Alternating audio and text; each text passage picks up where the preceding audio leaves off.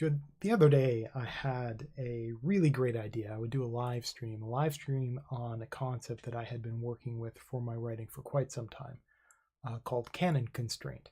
I don't know if there's a better term for it out there. I actually don't know if I made a better term for it at some point, but I know I hadn't talked about it here. So I wanted to challenge myself to a set of things. I wanted to do a live stream, and I wanted to talk about something that I'm working on actively, and I wanted to demonstrate on camera the the way it happens, not just the fact that it is happening, but the way it happens, and to like really go through.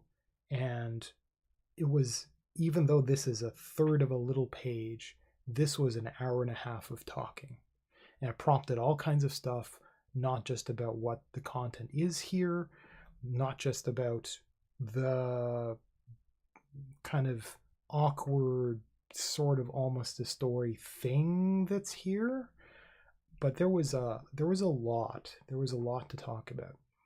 And I was muted. And I was muted for an hour and a half.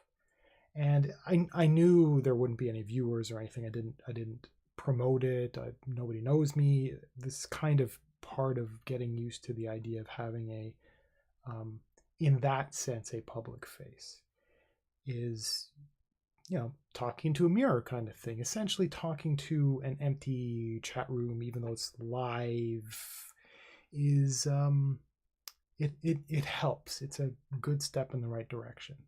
And I was pursuing that, and I did all this stuff, and it amounted to nothing. And that's very demoralizing. And it's demoralizing because I know that I was full of ideas, and I was expressive, and it was good. It would have been good. It would have been great. And there's a difference between having a hero, having a notion, acting that notion out and failing, acting that notion out in private, and acting it out in public and failing, acting it out in public and being ridiculed or being exalted. There's not exactly a spectrum from one end to the other. But the fact is, and I kind of have to comfort myself on it, the fact that I have to accept the consolation prize is that I tried. I tried, and I know I tried, and I know I did good. I know I did, even if it's just me that knows, and I don't even have the comfort of knowing that somewhere on storage space on my computer in a corner, it knows. I don't even have that. I've got a flag in my memory that says I did it. I did it that one time. I've got another flag in my head that says I really made a mistake. I really made a mistake, and it was pretty simple, and I paid hard for it. But the thing is, when you make mistakes, even though the outcome without the mistake would have been great, maybe not just great in your mind, but great objectively, great, useful for other people, great. Even if, there goes my train of thought. I'm kind of emotional about this. So even though I had to face the fact that it would have been great, and I failed at that, and it was something pretty straightforward, and I should have known better. The fact that it failed, it's like a first world failure. It really doesn't actually matter in the real world. It doesn't really matter. It doesn't really hurt my feelings. It doesn't really change other people, how they look at me or how I think they look at me. I had the time. I mean, it was the thing that I wanted to work on. So whatever I happen to do during that time, even if it doesn't result in anything, that's still time in this case, well wasted. And but I still feel kind of sad. And the thing about making failures is when there are no real consequences, even a failure has, um, it has, its edge is blunted. So I made a big mistake, and there was a great potential that I missed out on, and I wanted it and I didn't do it, and it was simple and it was stupid, but it was in the dark. Nobody knew about it. Um, it the fact that I failed wasn't consequential at all. It was doing something that I wanted to do, that I like to do. I didn't have something else that was better to do. It was on the path to doing the things that I love. And I think that I want to believe that the time was not in any way wasted, because I learned. Oh, I learned. And I think that when one fumbles around in the dark blindly and falls down, and you don't even get to scuff your knee, and you feel really, really deeply upset about falling at all, nobody saw it and you weren't hurt. Why do you care so much? And I want to have that perspective in my mind. And I'm anxious about it, and I'm anxious about thinking about it, and I'm anxious about talking about it, because now the problem is more real. It wasn't just like, imagine you slept in for an extra half an hour, just lazed around in bed for an extra hour. That's not exactly failing at your day, but it's time that's burnt, that's just ash floating away, in the exact same way as sitting down and doing something you love and nothing coming of it. Except on the one hand, you're daydreaming in bed, and on the other hand, you're actually working on something you want to get better at. So I was working on something that I am getting better at, because the fact that I made a mistake, a big one, an inconsequential big one, means that I now have I have a stick. I have a stick that drives me on, that reminds me that I've made that kind of mistake. I never have to make that kind of mistake again. Now, I now know to run a test. I now know how to run a test and the kinds of things to look out for. I'm going to make a similar mistake, but not quite that mistake. I won't do that again. And hopefully the fact that I'm aware of that means that the entire class of related mistakes will be caught through it's not like a paranoia that I've developed, but I have improved in the sense that I understand the risk of not paying attention to certain things. And it was surprising. It was a surprising thing that I should have known better. But I mean, I've got a bouncing thing on a screen over there that tells me when the audio is being picked up.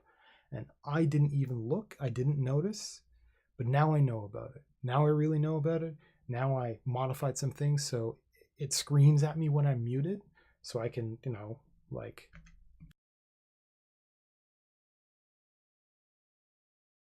it says I'm muted. Awesome, right? Okay, so I did learn a thing. I learned to modify my software. I learned to pay attention. I learned all these skills. I just nothing came of it.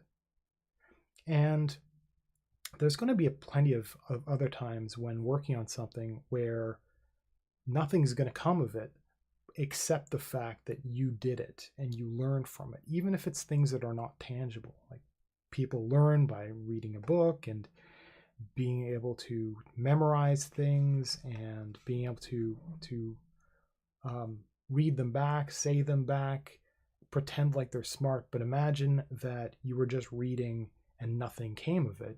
You were just reading because you wanted to read it.